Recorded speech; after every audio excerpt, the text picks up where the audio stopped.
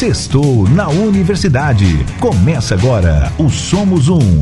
Universitários Missionários na Rede 316. Pastorzão, já vou então te perguntando o seguinte: nós acabamos de celebrar a Páscoa, não é isso? Passamos aí essa semana anterior as comemorações. Aliás, como é que foi a Páscoa aí na igreja de vocês, pastor? Teve aquela encenação? Como é que foi as comemorações aí de Páscoa? Me conta, pastorzão.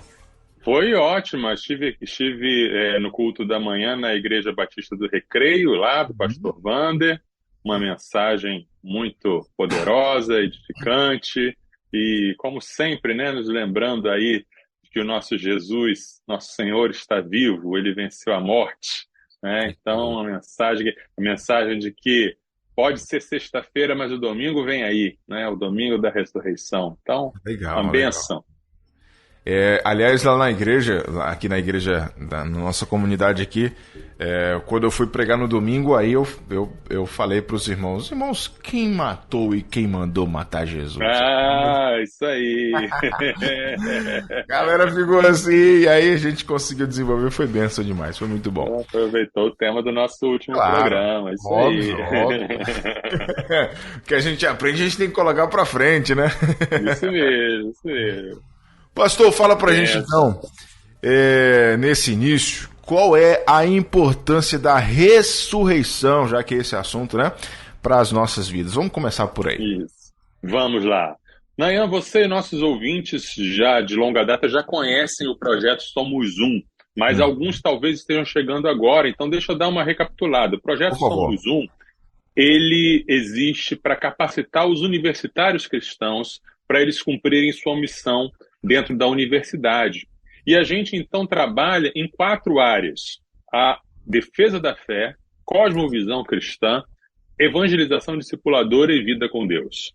Defesa da fé é aquela capacidade, aquela habilidade de você argumentar, de você debater com o ateu, com a pessoa de outra religião, com a pessoa que mistura todas as religiões, e vem aquela pergunta: por que você crê naquilo que você crê? Qual é a base, né, para você acreditar na Bíblia, para você acreditar em Jesus? Então, a defesa da fé ensina isso.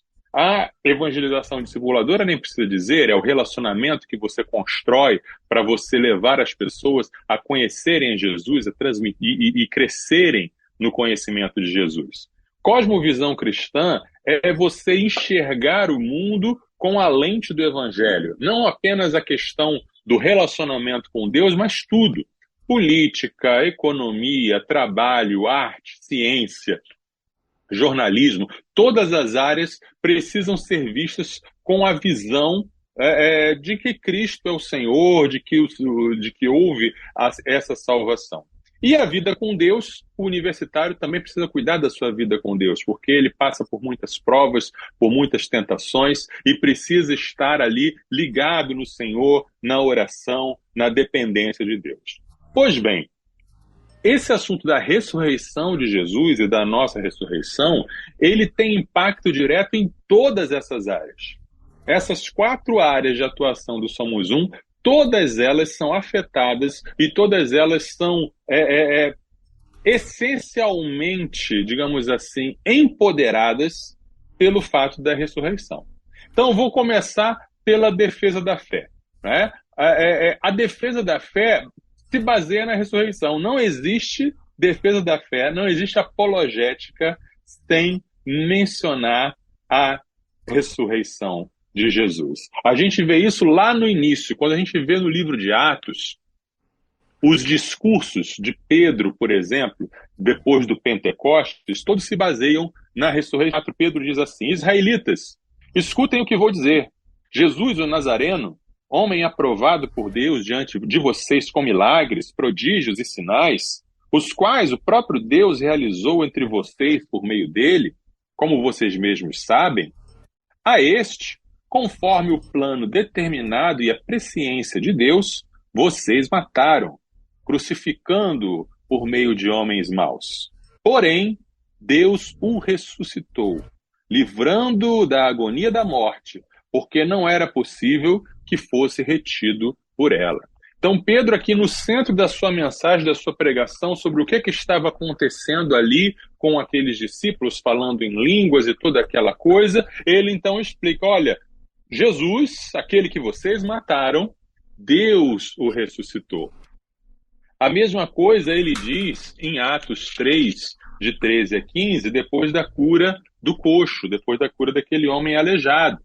Ele diz, o Deus de Abraão, o Deus de Isaac, o Deus de Jacó, o Deus dos nossos pais, glorificou o seu servo Jesus, a quem vocês traíram e negaram diante de Pilatos, quando este já havia decidido soltá-lo. Vocês negaram o santo e o justo e pediram que fosse quem Deus ressuscitou dentre os mortos, do que nós somos testemunhas. E finalmente, lá em Atos 5, de 27 a 32, numa outra pregação aí que fez com que fosse grande diante do Sinédrio, né? Pedro, mais uma vez, diz assim, trouxeram os apóstolos apresentando-os ao Sinédrio, e o sumo sacerdote os interrogou, dizendo, não é verdade que ordenamos expressamente que vocês não ensinassem esse nome? No entanto, vocês encheram Jerusalém com a doutrina de vocês, e ainda querem lançar sobre nós o sangue desse homem? Então Pedro e os demais apóstolos afirmaram, é mais importante obedecer a Deus do que aos homens. O Deus de nossos pais ressuscitou Jesus, a quem vocês mataram, pendurando-o num madeiro. Deus, porém, com a sua mão direita, o exaltou a príncipe e salvador, a fim de conceder a Israel o arrependimento e a remissão de pecados. E nós somos testemunhas destes fatos, nós e o Espírito Santo que Deus deu aos que lhe obedecem. Repare, Nayan, como é o mesmo roteiro, é o mesmo discurso, é a mesma mensagem. A mensagem inicial dos apóstolos era essa. Vocês mataram Jesus, vocês rejeitaram Jesus, que Deus havia escolhido como Messias, mas Deus o ressuscitou. Então, se a gente para pensar, por que os líderes judeus se enfureceram contra Jesus e por que eles o deram para ser morto, né? Porque ele era acusado de blasfêmia, né?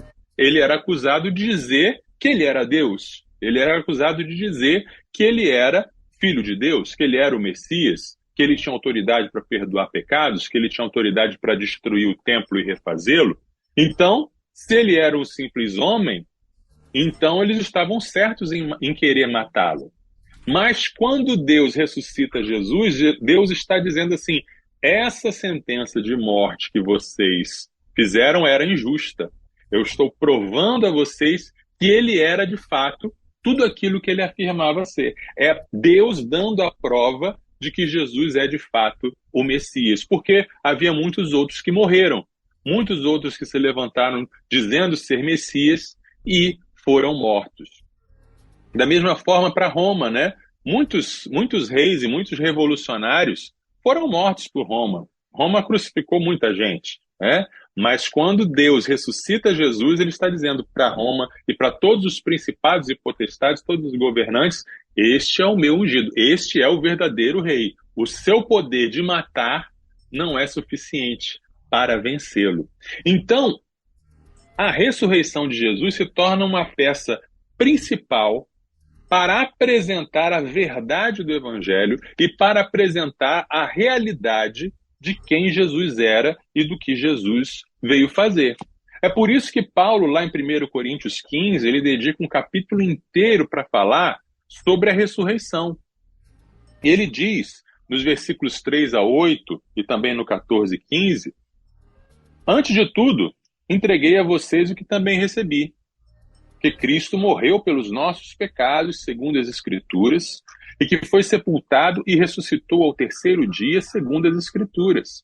E apareceu a Cefas e depois aos 12, depois foi visto por mais de 500 irmãos de uma só vez, dos quais a maioria ainda vive, porém alguns já dormem. Depois foi visto por Tiago e mais tarde por todos os apóstolos. Por último, depois de todos, foi visto também por mim, como por um nascido fora de tempo. E se Cristo não ressuscitou, é vã a nossa pregação e é vã a fé que vocês têm. Além disso, somos tidos por falsas testemunhas de Deus, porque temos testemunhado contra Deus que ele ressuscitou a Cristo, ao qual ele não ressuscitou, se é certo que os mortos não ressuscitam. Então, o que Paulo está dizendo aqui? Ele está dizendo que, olha, vocês parem com essa besteira de dizer que não existe ressurreição. Porque se não existe ressurreição, então Jesus também não ressuscitou. E se Jesus não ressuscitou, tudo que nós estamos ensinando a vocês cai por terra. Tudo que eu passei, que eu transmiti, cai por terra. Porque se Jesus não ressuscitou, Jesus é apenas mais um criminoso que foi executado na Judéia. Jesus é apenas mais um blasfemador que falou coisas que não devia. E ele deveria ter ficado morto. Mas o fato de que Deus o ressuscitou é a prova de que ele é o verdadeiro rei, ele é o verdadeiro salvador. Trazendo então para os dias de hoje, quando a gente vai defender a fé cristã nos dias de hoje, especialmente no ambiente de universidade, o que mais a gente ouve por aí quando a gente está compartilhando sobre a fé, falando quem é Jesus, o que Jesus faz, a pessoa vem e vira para você e diz assim: essa é a sua verdade, não é isso? Que lindo que você acredita nisso. Essa é verdade para você, mas eu tenho outra verdade. Tá? E aí, qual é a postura do cristão? A postura do cristão é dizer: peraí, existe um túmulo vazio. Existe lá na cidade de Jerusalém, você pode juntar um dinheiro, fazer um pacote, dividir em várias vezes no cartão, você pode ir lá para Jerusalém, ir lá no túmulo e você vê que o túmulo está vazio. Então, não é uma questão do que é verdade para mim, é uma verdade objetiva. O evangelho é um anúncio de um fato. O evangelho é um anúncio de algo que aconteceu. Deus encarnou, se tornou um ser humano, entrou na nossa história, viveu, morreu pelos nossos pecados e, de fato, ressuscitou na nossa história, na nossa geografia. Não é uma verdade para mim ou uma verdade para você. É a verdade que aconteceu na Palestina cerca de 1990 anos atrás. Por que 1990? 2023 menos 33. Faz a conta aí da 1990, tá? Esse cara é bom de matemática, hein?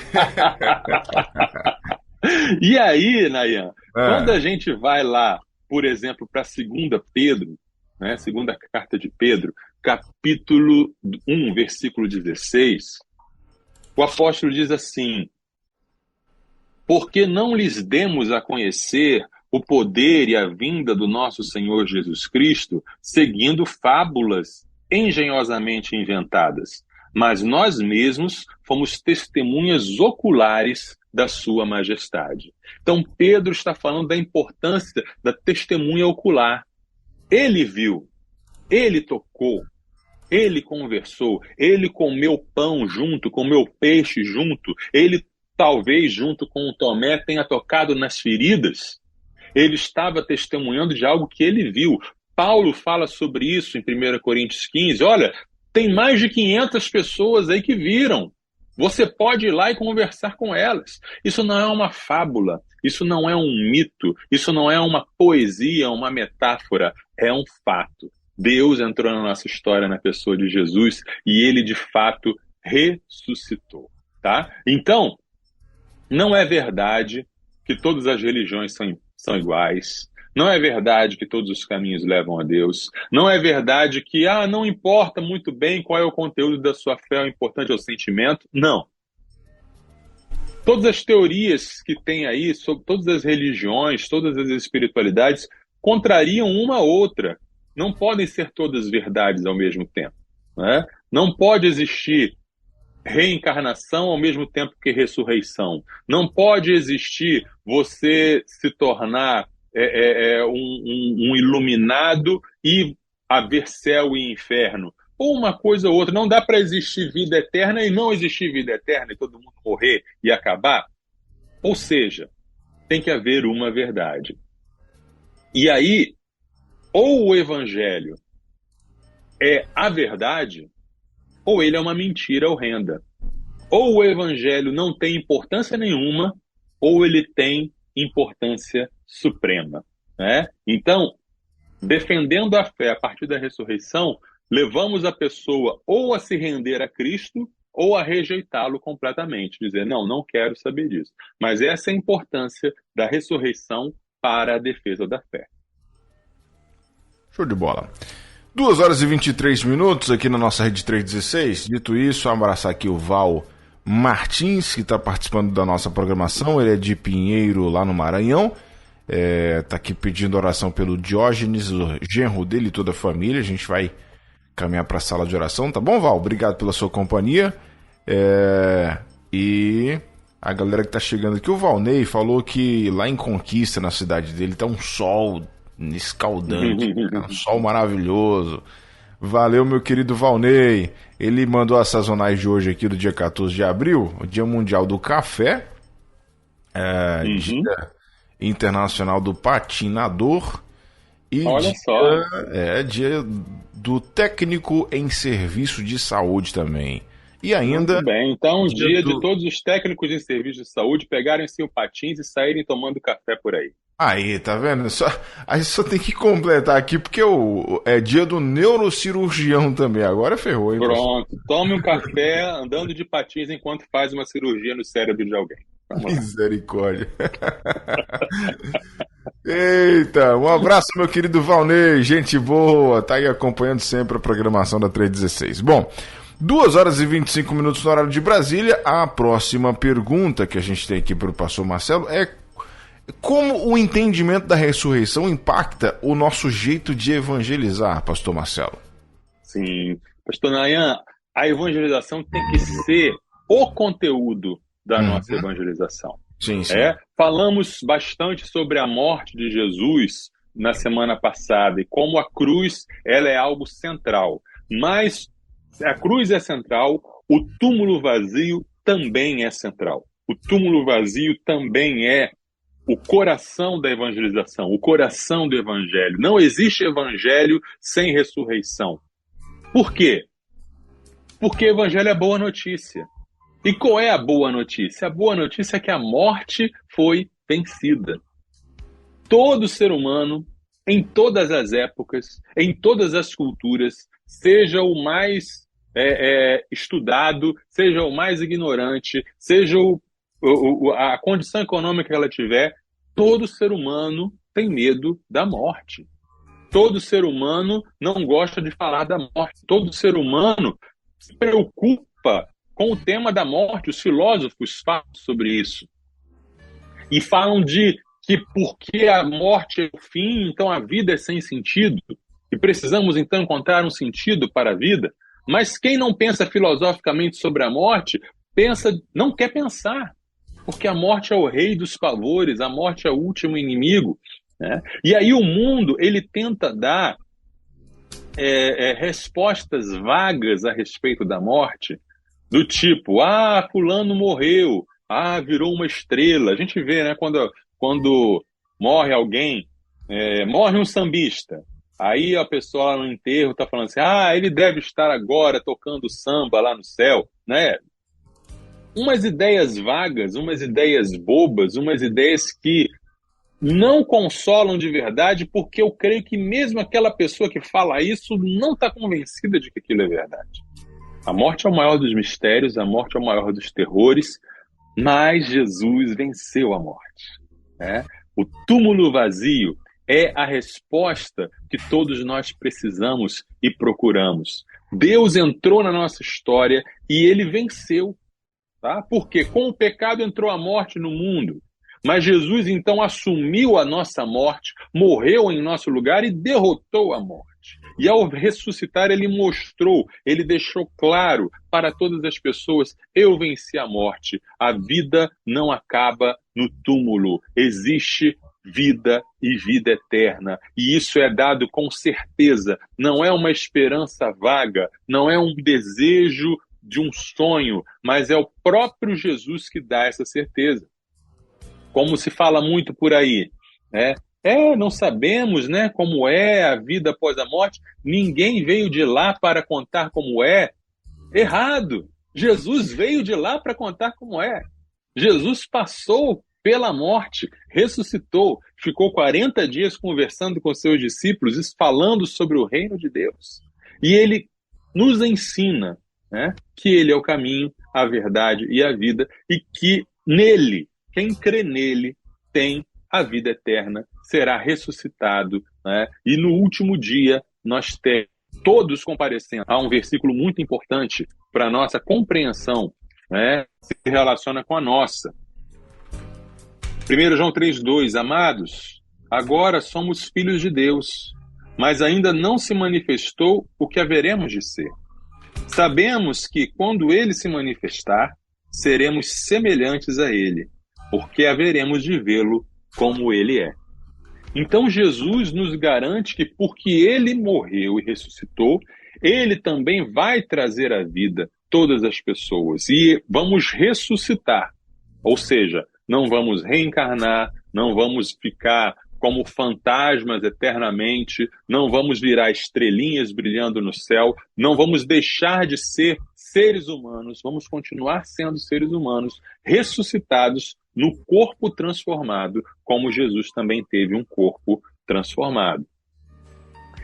Uma continuidade da identidade, ou seja, assim como Jesus continuou sendo ele mesmo depois de ressuscitado, também nós continuaremos sendo nós mesmos, né? Não vamos sofrer de amnésia espiritual, não vamos viver um Alzheimer eterno, vamos ser nós mesmos, vamos lembrar de nós mesmos, vamos continuar, há uma continuidade, tá? A morte, ela não interrompe ou dá um fim a quem nós somos, mas Jesus, ele nos ressuscita e nos mantém vivos eternamente.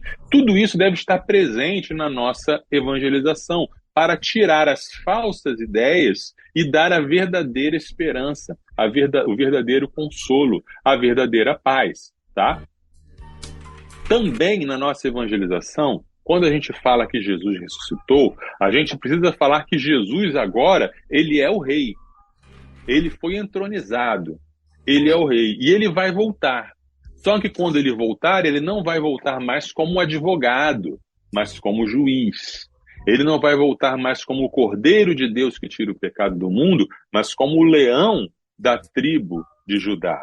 E como todos vão ressuscitar, como Jesus conquistou na cruz a ressurreição do corpo para todas as pessoas, todos vão prestar contas por meio do corpo diante do juiz, diante do rei. 2 Coríntios, capítulo 5, versículo 10. Porque é necessário que todos nós compareçamos diante do tribunal de Cristo, para que cada um receba segundo o bem ou mal que tiver feito por meio do corpo. Então essa é uma excelente verdade para ser evangelizada no meio universitário. Olha, você que está vivendo aí a sua vida como se cada dia fosse o último, um dia vai ser o último, mas a sua vida não vai terminar, porque você vai ressuscitar e você vai comparecer diante de um juiz. Então, essa ideia precisa estar presente na nossa evangelização. Quando a gente lê, por exemplo, em Romanos capítulo 10, versículo 9, nós lemos que converter-se significa submeter-se ao rei. Romanos capítulo 10, versículo 9 diz: se com tua boca você confessar Jesus como Senhor e em seu coração crer que Deus o ressuscitou dentre os mortos, você será salvo. Olha só que interessante, Dayan. A condição para alguém ser salvo é crer no coração que Jesus ressuscitou. Você tem que crer no coração que ele ressuscitou. Se você não crê que ele ressuscitou, você não é salvo. E confessar com a sua boca que ele é o Senhor. Ou seja, eu me submeto ao seu senhorio. Eu me submeto ao seu reinado. Reina sobre mim, Senhor Jesus. Aí você é salvo. Tá? Quando a gente prega apenas uma evangelização, aceite Jesus como Salvador, essa é uma evangelização incompleta. Jesus, ele não está como um mendigo pedindo para você dar uma chance para ele. Por favor, deixa eu entrar no seu coração, Estou batendo aqui há tanto tempo. Por favor, a gente às vezes transforma Jesus num mendigo. Por favor, me dê uma chance. Não. Jesus não é um mendigo suplicando ajuda. Jesus é um rei exigindo rendição. Jesus é um rei que está demandando de você, olha, submeta-se a mim para eu poupar a sua vida. Eu sou o rei, eu triunfei. E agora você vai estar diante do meu tribunal. Como você vai querer estar diante do meu tribunal? Eu sou o rei que ressuscitou. Então, esse entendimento deve pautar a nossa evangelização, né? Jesus morreu, sim. Jesus morreu para ser o nosso Salvador, mas Jesus ressuscitou para ser o nosso Senhor. Show de bola. 2 horas, quase que não acerta aqui, né? 2 horas e 34 minutos, né? 2h34 aqui na 316, né? Hoje, para quem tá aí estranhando, poxa, mas não é 3 horas, né? A partir das 3 o programa do Marcelo. Então, é o seguinte, pessoal. Hoje é um dia especial, a gente vai ter a partir das 3 o aniversário da sala de oração, né? E aí, naturalmente, a gente antecipou o programa, né? O quadro do meu querido pastor Marcelo, Somos Um, beleza? Então, estamos aqui falando sobre a ressurreição de Jesus e a nossa ressurreição. Inclusive, você pode ficar à vontade para deixar o seu comentário ou a sua pergunta aqui com a gente. A próxima pergunta que a gente faz para o pastor Marcelo é, pastor, como a ressurreição é importante para a cosmovisão cristã, pastor Marcelo? Fala pra gente. Isso mesmo. Esse é um assunto também muito importante. A gente volta e meia está falando aqui no Somos Um sobre cosmovisão cristã, sobre a maneira como nós enxergamos a vida fora do domingo na igreja. Porque domingo na igreja está tudo direitinho.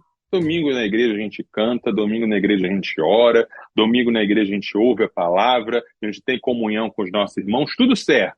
O problema é como vivemos de segunda a sábado, como vivemos no mundo, no trabalho, na universidade, como nos relacionamos com as notícias que vemos no jornal, com os tweets que vemos no nosso smartphone, com as conversas que nós temos no ônibus, no metrô, na padaria.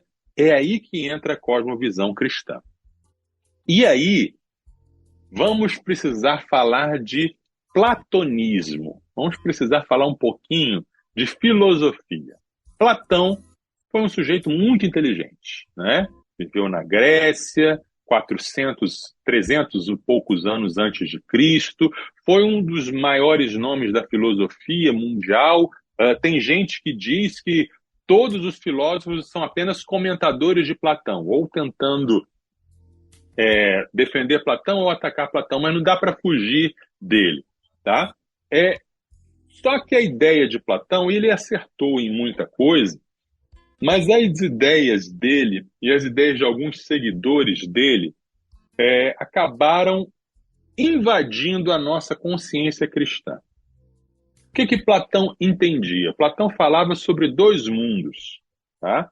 O mundo da matéria, o mundo sensível, aquilo que nós podemos ver, sentir, tocar, e o mundo das ideias, que é um mundo além daquilo que nós podemos ver. E os seguidores do Platão, eles vão ampliar esse conceito e dizer assim, olha, tudo que é material é ruim. O nosso corpo, né? As árvores, as plantas, os animais, a matéria, tudo é ruim. O bom é só o que é espiritual, né? Aí esses seguidores do Platão criaram uma divisão muito radical entre o que é espiritual é bom e o que é material é ruim, tá? E aí eles diziam assim, não, o objetivo da nossa vida, nós somos almas puras e boas, aprisionadas num corpo mau. Então o objetivo é nos libertar dessa prisão da matéria, tá? Essa ideia não é cristã. Essa ideia é platônica ou neoplatônica. Essa ideia não é bíblica. Não é bíblica. No entanto, essa ideia foi introjetada nas consciências dos cristãos e está presente em muita gente até hoje. Na verdade, existe hoje uma religião que é herdeira direta desse pensamento platônico, que é o espiritismo, né? O espiritismo pensa exatamente isso. Não, eu sou um espírito que estou preso nessa prisão. O planeta Terra é uma prisão para a gente evoluir, né? O planeta Terra é um lugar só de sofrimento, é ruim estar aqui, e eu quero, através da caridade, através do conhecimento, sair desse mundo. Eu não quero ter que reencarnar para voltar para cá, porque voltar para cá significa que eu repeti de ano na escola, eu estou tendo que aprender tudo de novo. Eu quero sair desse mundo material. O mundo material é mau, né? Então, essa é a ideia espírita, kardecista, que vem de uma história aí que começa lá no Platão. Só que não é essa a visão bíblica. Né? Não é essa a visão do Antigo Testamento, não é essa a visão do Novo Testamento.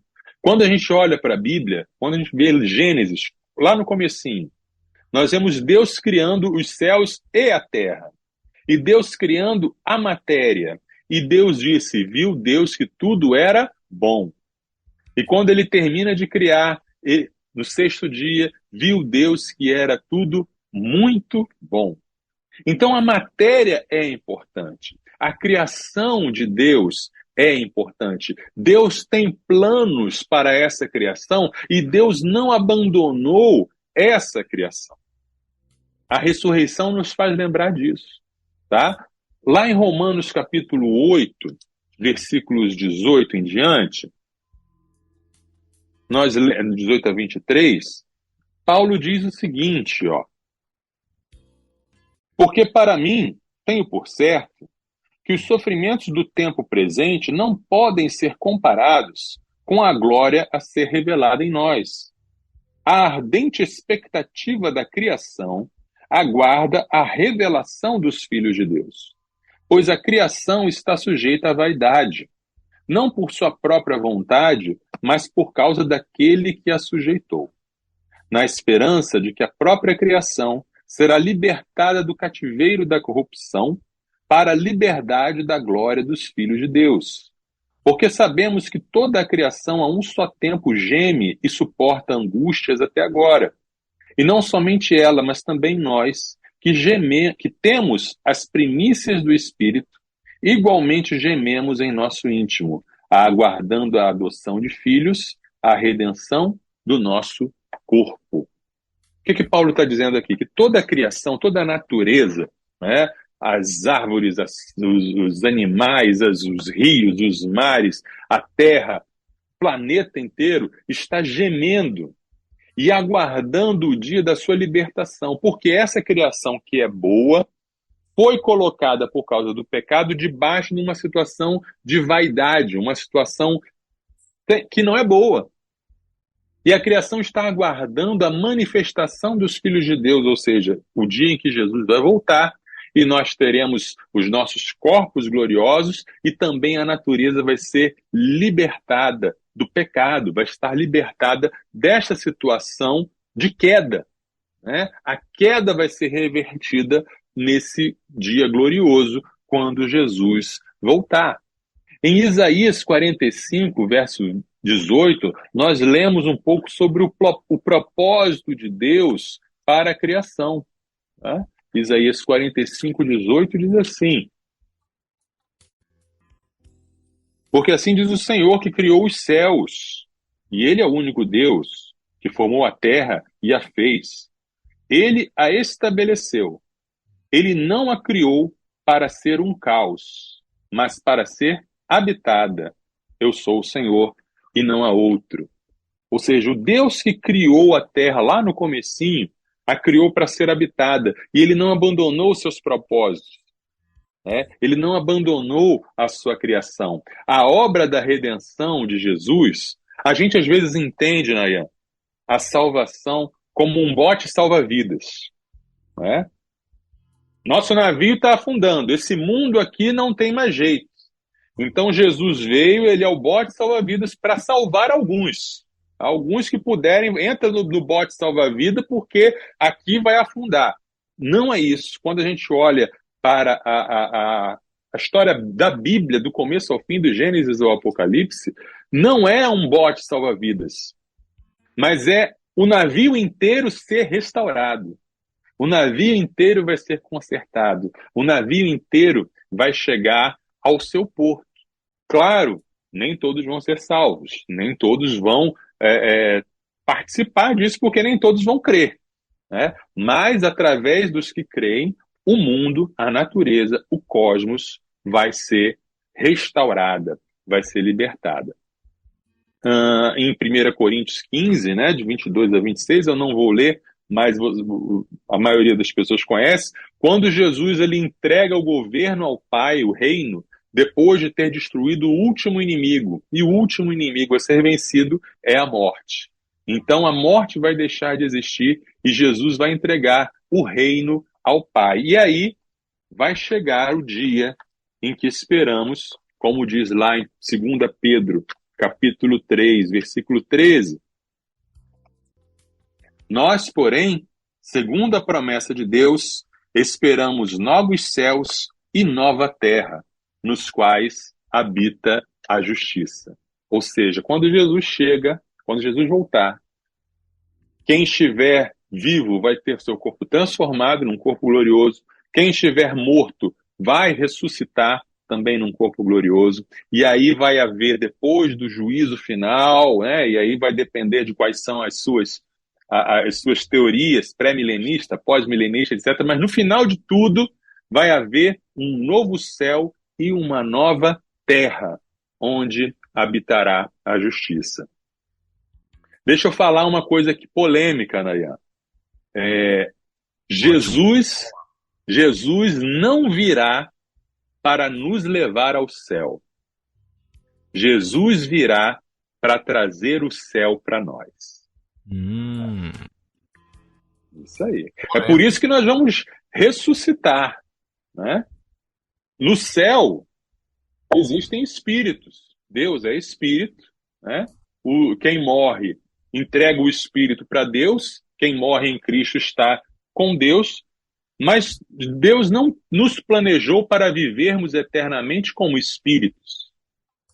Por isso, quando Jesus voltar, ele vai trazer os seus santos. Judas, versículo 14, a parte B, né?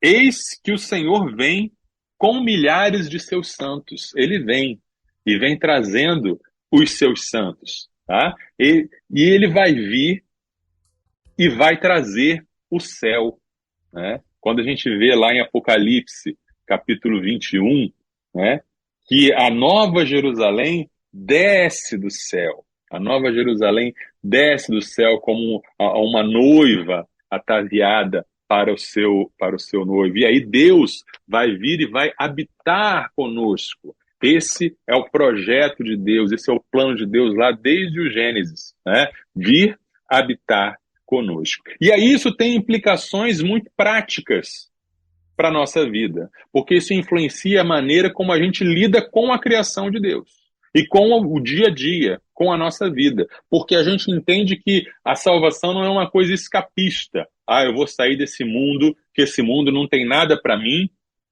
eu quero morar no céu, longe daqui. Não, Deus te salvou para você ser um agente de transformação neste mundo, e Ele vai transformar este mundo. Somos mordomos do jardim de Deus. Assim como Adão foi colocado no jardim para lavrar e para cuidar do jardim, somos colocados nesse mundo, a criação de Deus que Ele vai restaurar e Ele vai libertar. Né? Daí entra aquela frase famosa, não há um único centímetro quadrado em toda a criação que Jesus não diga, é meu, é tudo de Jesus. Tudo foi comprado por Jesus, tudo foi conquistado pela ressurreição de Jesus. Jesus é dono de tudo. Jesus é dono da música, Jesus é o dono da arte, Jesus é o dono das praias, Jesus é dono dos esportes, Jesus é dono do dinheiro, Jesus é dono da diversão, Jesus é o dono do corpo físico, né? Jesus é o Senhor, é o dono de tudo. Tudo que nós fazemos importa. Tudo que nós fazemos com a nossa vida, com o nosso corpo, com os nossos relacionamentos, com o nosso dinheiro, tudo que nós fazemos com os nossos smartphones, importa. Porque tudo isso é a criação de Deus e tudo isso foi resgatado por Jesus. Tudo isso pertence a Jesus. E assim como no Éden havia trabalho, o castigo para Adão não foi o trabalho, mas foi o cansaço com o trabalho. Adão foi colocado no jardim para lavrar e para cuidar. Assim também no novo céu e na nova terra também haverá trabalho.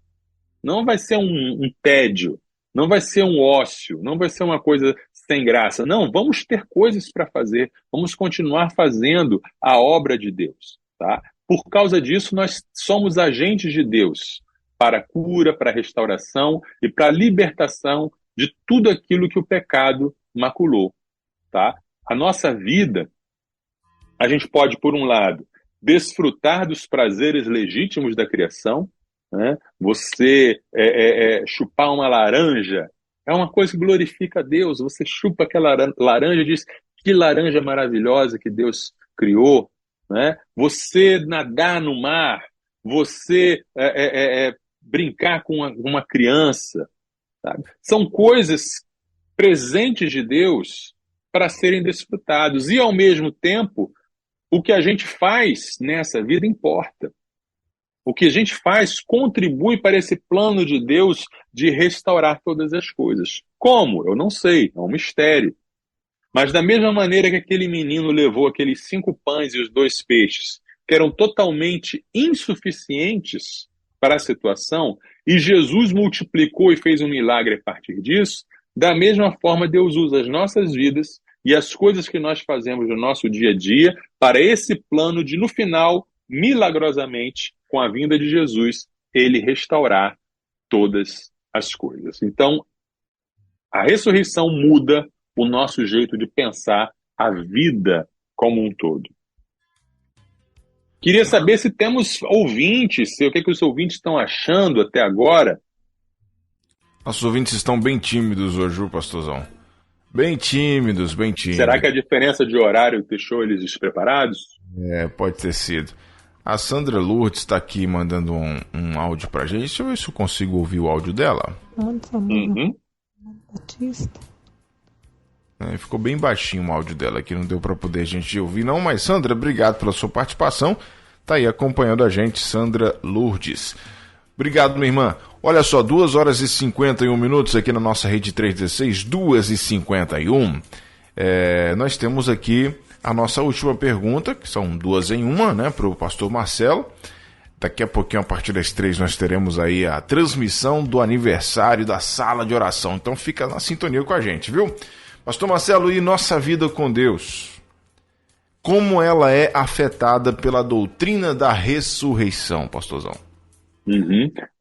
Nayan, a gente precisa continuamente meditar sobre a ressurreição para a gente ter uma vida cristã saudável. Lembra que eu falei que na ressurreição Deus provou ou mostrou que Jesus era de fato o rei? E que quando a gente evangeliza, a gente deve levar a pessoa a se submeter ao governo desse rei que ressuscitou, esse rei vitorioso. Da mesma forma, na nossa vida, existem muitos reis e muitos senhores que ficam competindo pela nossa lealdade. Né? O rei dinheiro, por exemplo, o rei poder, o rei as pessoas, o rei expectativa das pessoas, o rei trabalho, o rei realização, o rei ministério, todos eles querem que nós nos curvemos a eles e digam, isso é o meu Senhor. Não é? Porém, Cristo ressuscitado é que é o Senhor. É Ele que tem toda a autoridade. Só Ele merece a nossa lealdade. Só Ele merece o nosso amor. Então, a gente deve continuamente nos lembrar, opa, quem é o meu rei? Opa, meu rei está vivo. O meu Senhor vivo está. Então eu não vou me prostrar a essas coisas, não. Eu não vou correr atrás dessas coisas como se essas coisas fossem o sentido da minha vida, porque o sentido da minha vida é Jesus e Ele está vivo. Ele ressuscitou. Além disso, a gente não deve ter medo desses reis e desses senhores, porque eles muitas vezes nos assustam e nos ameaçam, como o Império Romano, que parecia ser que era tão poderoso, matava, fazia, mas o Império Romano acabou e Jesus está aí, né? Jesus prevaleceu, o rei venceu. Então os impérios passam, os governos passam, os patrões passam, os ricos deste mundo passam, as pessoas que nos causam medo passam, né? Não precisamos temê-los, porque o nosso rei vive. O nosso rei toma conta da nossa vida. Três frases que eu tenho falado constantemente na minha vida e que me dão segurança diante dos problemas, diante dos medos, né? O Senhor é real, o Senhor é poderoso e o Senhor me ama. Então, se essas três coisas são verdade, de que eu vou ter medo, né? Ele é real, ele é poderoso e ele me ama, né? Ele conquistou a morte, ou seja, aquilo que nos dá mais medo. Se ele venceu a morte, como ele não vai vencer também qualquer outra coisa, tá? E em Efésios, capítulo 1, versículos 18 a 20, nós temos uma frase, né? Uma oração, uma sentença inigualável.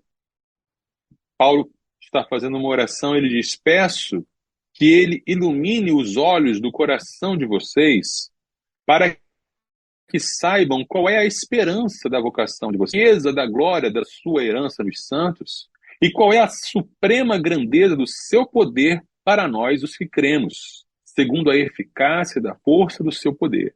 Ele exerceu esse poder em Cristo, ressuscitando-o dentre os mortos e fazendo-o sentar à sua direita nas regiões celestiais.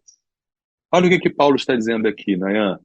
Paulo está dizendo que o poder que Deus exerceu em Cristo, o poder que fez aqueles músculos ganharem vida, o poder que fez aquelas células que estavam apodrecendo voltarem a viver, o poder que fez a respiração voltar, o poder que fez um corpo morto se tornar um corpo vivo, e além disso, um corpo vivo se tornar um corpo eterno, esse poder está em nós.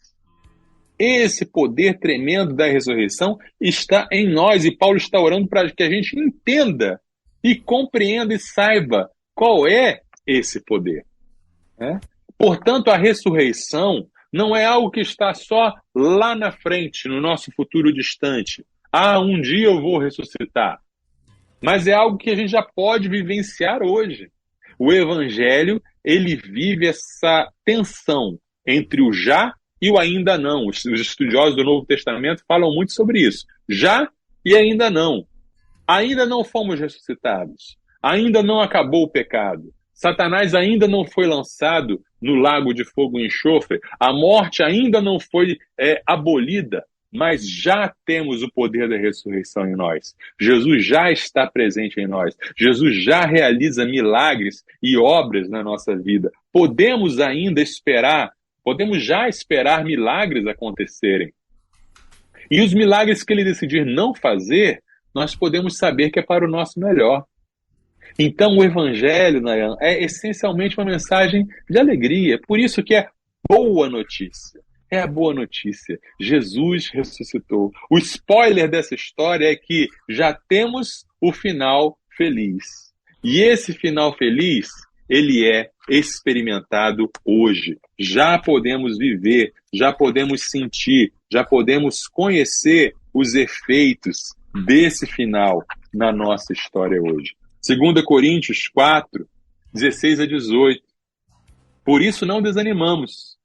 Pelo contrário, mesmo que o nosso ser exterior se desgaste, o nosso ser interior se renova dia a dia.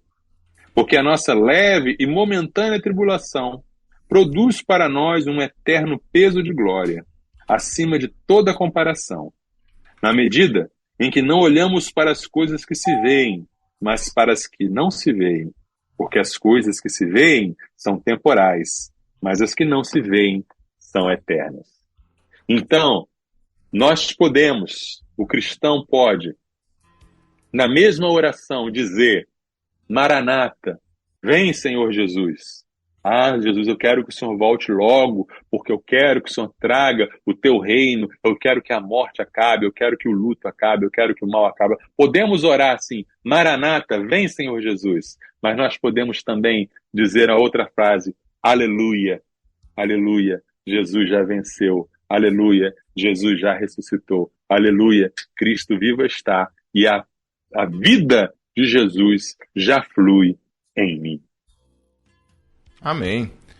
Glória a Deus. Agora, 2h58, acabamos de receber aqui uma mensagem da Francisca Nunes, colocou muito bem explicado, glória a Deus. Francisca está lá acompanhando a gente. Deixa eu ver qual é a cidade dela. Miracema, Tocantins. Obrigado, Francisca, pela sua companhia. Um abraço, irmã Francisca. Pastorzão, lembrando que esse conteúdo vai estar disponível daqui a pouquinho nas plataformas digitais aí de podcast. Isso. A galera vai poder acessar tranquilamente no nosso site também e ainda no YouTube. Tá bom, gente? É só isso mesmo. Ficar ligado que daqui a pouco a gente posta no YouTube para você assistir todo esse conteúdo, você que chegou aí no meio do caminho. Tá bom? Pastorzão... Assim como nós, essa mensagem, esse vídeo estará vivo eternamente. Ah, tá. Aí sim, combinou certinho. Semana que vem a gente vai falar sobre o que, pastor Marcelo? Nosso tema do programa da semana que vem é: a submissão feminina é uma doutrina machista? A submissão feminina é uma doutrina machista? Ótimo tema. Então é isso. A gente se despede. Pastor Marcelo, obrigado mais uma vez por estar conosco nessa tarde. Que Deus te abençoe muito e sexta-feira que vem a gente está de volta aqui, tá bom? Deus abençoe a todos e... Sextou na Universidade. Universitários Missionários na Rede 316.